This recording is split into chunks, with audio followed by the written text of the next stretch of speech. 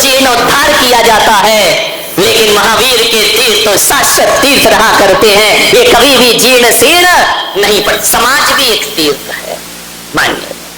आपसे निवेदन है, ऐसी समाज का निर्माण करें जिसका धरातल अहिंसा और अपरिग्रह से जुड़ा हो, जिसका चिंतन जियो और जीने दो से जुड़ा हो, जिसके हृदय में करुणा धड़कती हो और जिसके नयनों में दया बरसती हो, वो महावीर का शाश्वत तीर्थ हुआ करता है।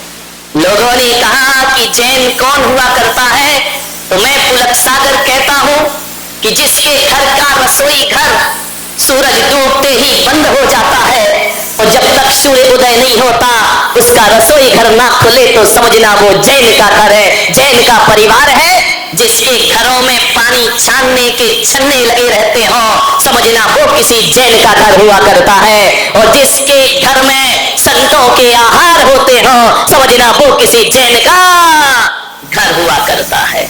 आपके रसोई घर सांझ ढलते ही बंद हो जाना चाहिए। मैं हरिद्वार गया, गंगा त्रिवेणी घाट हरिद्वार की हर की पैड़ी, वहां पर प्रवचन हो गए। त्रिवेणी ऋषिकेश भी गए, हर की पैड़ी पर भी गए। कितना सुंदर वह दृश्य है, दोनों तरफ गंगा बह रही है, बीच में एक हर की पैड़ी बनी हुई है। वहां जब गए तो लोगों ने कहा कि महाराज क्या आप गंगा स्नान नहीं करेंगे? दिगंबर संत तो करता ही नहीं। वहां के महंत ने पूछा कि क्या जैन लोग गंगा को नहीं मानते हैं? क्या जैन लोग सूरज को नहीं मानते हैं? क्या सूर्य को अर्घ नहीं चढ़ाते जैनी लोग? मैंने कहा चढ़ाते हैं। तो बोले गंगा को नहीं मानते? मैंने कहा मानते हैं। तो बोले आप स्नान क्यों नहीं कर रहे हैं? आप सूर्य को अर्घ क्यों नहीं चढ़ा रहे? मैंने कहा इतना सामंजस्य रखो अपने बीच में।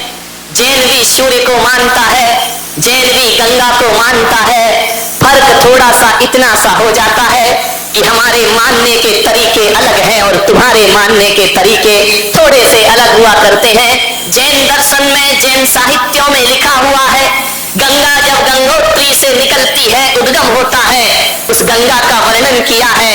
वह गौमुख में प्रवेश करके अकृत्रिम चैत्यालय के जिनराज की वंदना करती है।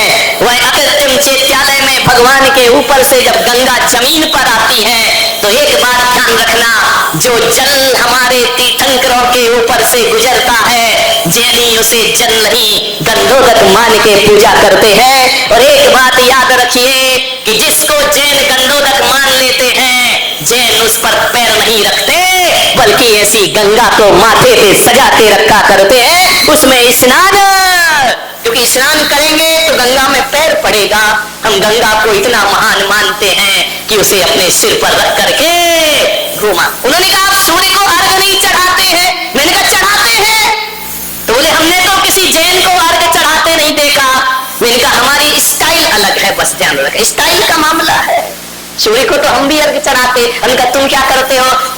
बोले हम गंगा में प्रवेश करते हैं, नहाते हैं और जल लेकर के सूर्य को अर्घ तर्पण करते हैं। मैंने कहा ये भी कोई पूजा हुई भाई? गंगा का जल लिया और गंगा में ही चढ़ा दिया। अरे इतनी ईमानदारी तो रखते कि अपने घर से एक लोटा पानी तो लेकर आते। लेकिन चलो वो उनकी परंपरा है, मैं उसका हृदय से सम्मान करता हूँ, मैं कोई उन पे कटाक्ष नहीं कर रहा हूँ, ध्यान रखना, मैं उनकी भावनाओं की कद्र करता हूँ। लेकिन जैनों की जो भावनाएं हैं, जैन सूर्य में जिनेंद्र भगवान के दर्शन किया करता है और हम सूर्य से इतना सम्मान, इतनी पूजा, इतना बहुमान करते हैं कि जब हमारा सूर्य अस्त हो जाता है तो जैन खाना पीना छोड़ देते हैं। ये सूर्य की बहुत बड़ी वंदना हुआ करती है। और जब तक सूर्य नारायण नहीं आ जाते हैं तब तक जैन अपने मुख में भोजन नहीं। ये सूर्य की वंदना है, तरीके अलग अलग है, बात वही है, ध्यान रखिए। हमारा प्रेमी, हमारा परमात्मा हमसे बिछड़ जाए और हम खाना खाते रहें, ऐसा कैसे हो सकता है? जैन लोग सूर्य के बिछड़ने के बाद अन्न जल का त्याग कर दिया करते हैं। मैं जैनों की बात कर रहा हूं, ये आर्टिफिशियल जैन नहीं। ये तो आजकल नकली जैन बहुत ज्यादा हो गए हैं। वो दिन खाएं तो खाएं, रात में भी खा रहे हैं, और रात में खाएं तो खाएं ऐसी नादानी है कि नींद में भी खा रहे हैं। कई तो ऐसे कि मसाला दबा के सो जाते हैं। ध्यान रखना, पान मसाला दबा है, नींद आ रही है। ध्यान रखिए मान्यवर, एक मुसलमान समाज ने अपनी पहचान नहीं खोई। आज भी मुस्लिम जुम्मे का दिन आता है, शुक्रवार आता है, यदि सड़क पर भी मुसलमान खड़ा है और अजान का समय हो जाए तो मुसल्ला बिछा करके नमाज अदा करने लगता है। ये शिक्षा एक मुसलमान से सीखना चाहिए, हिंदुओं को सीखना चाहिए, जैनों को सीखना चाहिए। ध्यान रखिए, सच्चे खुदा के प्रति क्या आस्था होती है। मैं तो कहता हूं कि मुसलमान समाज में एक सबसे बड़ी अच्छाई यदि कोई है तो वो यही है कि वह अपने ईश्वर, अपने खुदा को हमेशा स्मरण में रखा करता है। ध्यान रखिए, ये शिक्षा एक मुसलमानों से सीखना चाहिए कि भगवान के प्रति कैसी आस्था हो। एक पढ़ा लिखा मुसलमान भी टोपी लगा करके नमाज अदा करता है। ध्यान रखिए, आज उसकी दाढ़ी और टोपी को देखकर आप कह सकते हैं कि मुसलमान जा रहा है। ध्यान रखिए, सीखो उनसे। मुसलमानों की बुराइयां करने से कुछ नहीं होता है। एक कौम दूसरे कौम की बुराई करे तो इससे कोई आप आदर्श व्यक्ति नहीं बन जाते हैं। मैं तो कहता हूं जिस कौम के पास जो अच्छाई हाँ उसका वर्णन होना चाहिए, उसका सम्मान होना चाहिए। क्या आस्थाएं हैं उनकी, विचार करिए। अभी मैंने देखा महाराष्ट्र में पहली बार, यहां तो सदियों से चल रहा होगा, संत ज्ञानेश्वर की जो पालकी निकलती है, लाखों लोग सड़कों पर आकर आस्थाएं व्यक्त किया करते हैं। इनसे अनुकरण करो अपने जीवन में। ध्यान रखिए, इनसे सीखिए कुछ। यदि सेवा सीखना है, कैसे सच्चे हृदय से सेवा की जाती है, तो ईसाई कौम से सीखो कि सेवा कैसे की जाती है। निस्वार्थ भाव से मदर टेरेसा कोढ़ियों की गलित कुष्ठ की उंगलियों में अपने हाथ से मलहम पट्टी किया करती थी। और मान्यवर, हम तो ऐसे महान कौम के लोग हैं कि किसी की जख्म को देखकर हमें घृणा पैदा होती है। ईसाइयों से सीखो सेवा क्या हुआ करती है। ध्यान रखिए, हम इतने महान लोग हैं कि हम मंदिर के बाहर जूते बड़ी मुश्किल से उतारते हैं।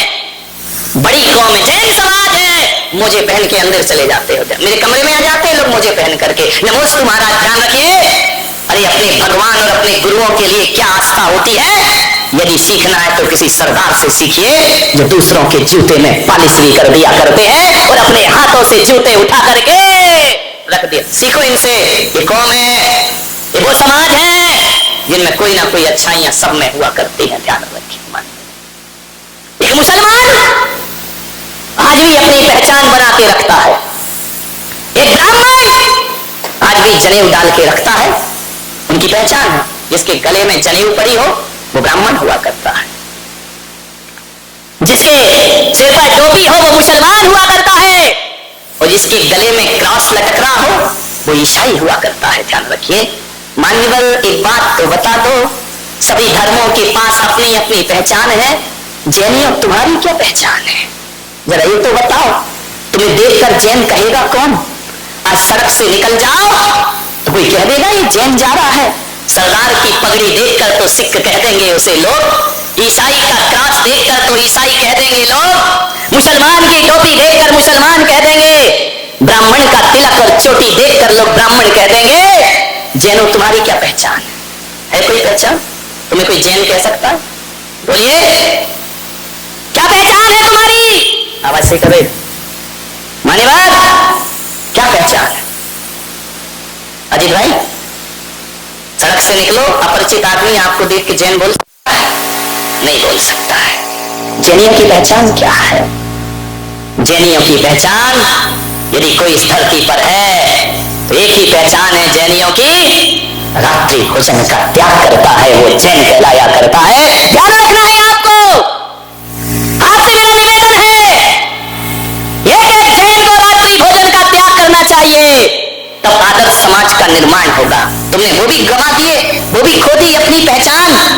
मान्यवर, मुझे बड़ा दुख होता है जब एक हिंदू घर में विवाह होता है तो अपने कार्ड पे लिखता है कि जैनियों के लिए दिन में भोजन की व्यवस्था है।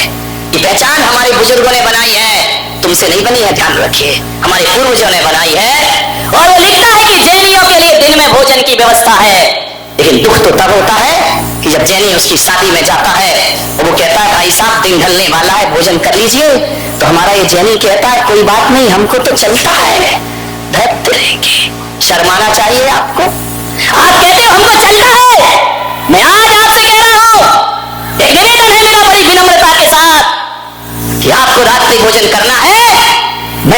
पर एक नया नियम बना रहा हूं, यदि खाना है तो अपने घर के अंदर कमरे में बंद होकर खा लेना, लेकिन जब भी सामूहिक स्थान पर जाओ तो वहां जाकर यही कहना कि हम रात्रि में भोजन नहीं किया करते हैं। ध्यान रखिए, जब कमरे में बंद होकर भोजन करोगे रात में तो एक बात याद रखना बारामती वालों, केवल तुम बदनाम होगे, लेकिन जब सभाओं में जाकर भोजन करोगे रात में शादी बारात में तो तुम बदनाम नहीं, मेरे महावीर बदनाम होते हैं, मेरा धर्म बदनाम हुआ करता है। सामूहिक रात्रि भोजन का त्याग करिए। बहुत सुन लिए घर परिवार के प्रवचन, आज सुनो बेटा तुम लोग, ध्यान रखिए, आज सुनो। सारा चरित्र साधुओं के हवाले कर दिया है, ध्यान रखिए। मंदिर कर दिए मालियों के, पुजारियों के हवाले। पुजारी पूजा करता है, करोड़ों की बोलियां लेकर मूर्तियां रख देते हो, पूजा करने का समय नहीं है तुम्हारे पास, अभिषेक करने का समय नहीं है। पूजा करेगा पुजारी, वाह, स्वाध्याय करेंगे पंडित विद्वान, चरित्र पालेंगे मुनि महाराज। क्या आदर्श बनाया हमने। मंदिर कर दिए पुजारियों के हवाले, शास्त्र कर दिए पंडितों के हवाले, चारित्र कर दिया मुनियों के हवाले, और तुम सब किसके हवाले? कौन बोला? हवाला के हवाले हो गए हम। ध्यान रखिए, ये आपका फर्ज है। यहां मंदिर बना है, आकाश से तो नहीं टपका ना, शांति से। मंदिर कहां से आया? आकाश से टपका। बाला साहब ठाकरे, ये मंदिर कहां से बना है? आकाश से तो नहीं आया। धरती फाड़ के तो प्रकट नहीं हुआ ना, कोई रातों रात देवता लाके तो नहीं रख गए ना, नहीं रख गए। किसने बनाया मंदिर? बोलिए, मंदिर किसने बनाया? अतुल सेठ बता दे रहा, समाज ने बनाया ना। मंदिर समाज बनाती है, पैसा इकट्ठा करती है, आस्थाएं रखती है। आप एक बात बताइए, जब मंदिर समाज मिलकर के बनाती है तो पूजा कौन करेगा उसकी? पूजा करना भी समाज का फर्ज हुआ करता है, दायित्व हुआ करता है। आपने मंदिर बनाया है, आपको पूजा करना चाहिए, आपको पाठ करना चाहिए। विचार करिए, आपके पास मंदिर की पोटले पर बैठकर बकवास करने का टाइम है, लेकिन भगवान की पूजा करने का टाइम नहीं है आपके पास। धर्मशालाओं में बैठकर पंचायत लगाने का टाइम है समाज को, लेकिन रात के समय स्वाध्याय और आरती करने का समय आपके पास।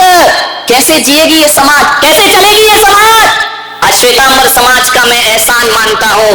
आज श्वेतांबर समाज ने जो किया है, आज मुंबई की सड़कों पर देखो, सुबह 6 बजे 400, 500, 1000 बच्चे धोती दुपट्टे पहनकर जिनालय में जाते हुए दिखाई दे जाएंगे। ये दिगंबर समाज के नहीं, दिगंबर समाज तो बड़ी आदर्श समाज समझती है अपने आप को, उसके बच्चों को धोती पहनने में शर्म लगा करती है। ध्यान रखिए, लेकिन श्वेतांबर समाज, आज पुणे चले जाओ, मुंबई चले जाओ, देखना सड़कों पर हजारों छोटे छोटे बाल गोपाल जिनेंद्र भगवान की वंदना करने घर से धोती दुपट्टा पहन करके जाते हैं और भगवान की पूजा पाठ किया। सीखो इनसे। आज श्वेतांबर समाज का उपकार है कि आज दुनिया के किसी भी कोने में आप चले जाओ, जैन फूड के नाम से आपको भोजन प्राप्त हो जाएगा। आप जैन फूड कह दीजिए, आज होटलों में लिखा जाता है जैन फूड यहाँ मिला करता है। जैन भोजन, दिगंबरों ने कुछ नहीं किया इसमें, श्वेतांबरों का पुरुषार्थ है।